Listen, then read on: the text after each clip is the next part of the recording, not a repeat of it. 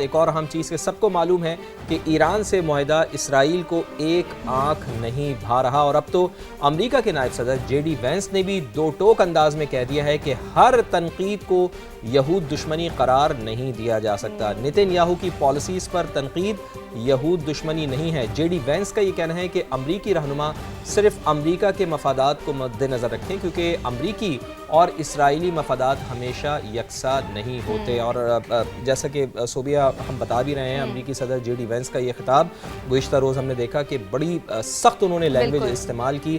اچھا، ایک تو بڑی ڈھٹائی دکھا رہا ہے نتن یاہو، اس کی سرزنش کی امریکی صدر ڈونلڈ ٹرمپ نے بھی۔ اب دوسری طرف ہم یہ دیکھ رہے ہیں کہ جے ڈی وینس بھی کوئی موقع ہاتھ سے نہیں جانے دے رہے، چونکہ اسپوائلر کا کردار ادا کر رہا ہے۔ اسرائیل اس سارے امن عمل کو سبوتاج کرنے کی کوشش کر رہا ہے، جس میں بہت زیادہ محنت ہوئی ہے، اور اس محنت کو کسی بھی صورت امریکہ بھی نہیں چاہے گا، ایران بھی نہیں چاہے گا، اور پاکستان بھی نہیں چاہے گا کہ یہ محنت ضائع ہو۔ اس وجہ سے اگر وہاں سے کوئی ایسی چیز آ رہی ہے، اسپوائل کرنے کی کوشش کی جا رہی ہے، تو سخت ترین جواب دیا جائے۔ اور یہ وقت بھی اب آ گیا تھا کہ کسی نہ کسی طریقے سے اسرائیل کو نکیل ڈالی جائے، اور امریکی نائب صدر جے ڈی وینس نے یہ بھی واضح کر دیا کہ امریکہ کو فیصلے اپنے قومی مفاد کی بنیاد پر کرنے چاہیے۔ یہ ایک بہت ہی اہم پوائنٹ ہے۔ انہوں نے کہا کہ اسرائیل کے مفاد کو پہلے نہیں بلکہ اپنے مفاد کو پہلے رکھنا نہایت ہی ضروری ہے۔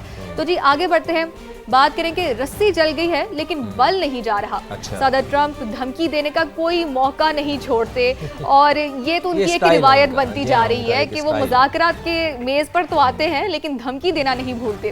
اور ایک بار پھر انہوں نے خبردار کر دیا ہے کہ ایران کے پاس معاہدے کے لیے 60 دن کی مہلت ہے، ورنہ ایسے اقدامات کریں گے جو ایرانیوں کو پسند نہیں آئیں گے۔ اور ایک تقریب سے خطاب میں امریکی صدر نے کہا کہ چین ایران کے مسئلے میں فریق نہیں بنا، ان کا شکریہ ادا کرتا ہوں۔ یہ بھی ایک بہت بڑا سٹیٹمنٹ ہے۔ اس کے علاوہ وہ بولے کہ آبِ ہرمز میں آمد و رفت جاری ہے، اور ایک یہ بہت اچھی خبر ہے، عالمی گزرگاہ سے 700 جہاز گزر رہے ہیں۔ یہ تمام چیزیں انہوں نے کہیں۔ اس کے علاوہ انہوں نے کیا کہا، آئیے آپ کو سنواتے ہیں۔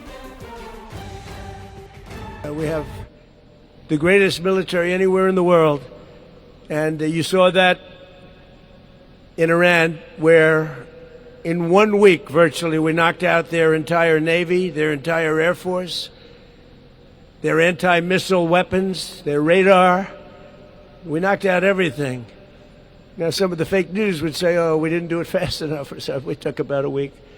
We're a little spoiled by Venezuela, but equal, I would say equal.